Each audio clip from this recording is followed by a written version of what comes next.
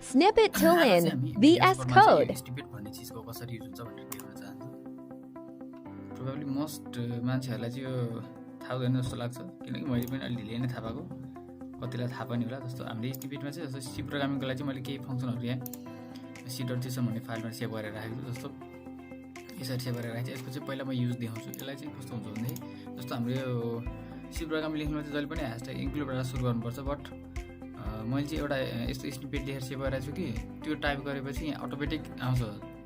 हेरौँ है त, जस्तो मैले सिमेन भनेर लेखेर इन्टर गरेँ भने जस्तो मेरो यो आयो। ल अब मैले फेरि त्यहाँनिर मलाई के प्रिन्ट गर्नु छ भने मैले PR लेखेँ भने यस्तो आउँछ। ल जस्तो मैले अब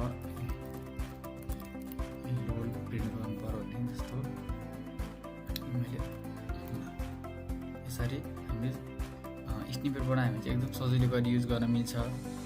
जस्तो यो स्निपेट बनाउनलाई चाहिँ खासै गाह्रो कुरो छैन। जस्तो हामी अब केही गरेर छैन भने पहिला सेटिङमा जानु, अनि त्यस पछाडि स्निपेटमा गएर यहाँनिर सी प्रोग्रामिङ भनेर हुन्छ, यहाँ सी भनेर हुन्छ, त्यसमा थिचेपछि C.json भन्ने फाइल यसरी खुल्छ। यहाँनिर के हुन्छ त्यसलाई अब खासै दिमाग लगाउनु पर्दैन। यसलाई यहाँ जे छ त्यसलाई सिलेक्ट गरेर कोपाइलटमा गएर अथवा कहीँ गएर पेस्ट गरेर जस्तो मैले यो # इन्क्लुड यो वालाको स्निपेट बनाइदिनु भनेर त्यहाँ प्रम्प्ट दिएपछि उसले बनाइदिन्छ। त्यही कुरा ल्याएर यता C.jsonमा ल्याएर पेस्ट गर्दा चाहिँ भइहाल्छ।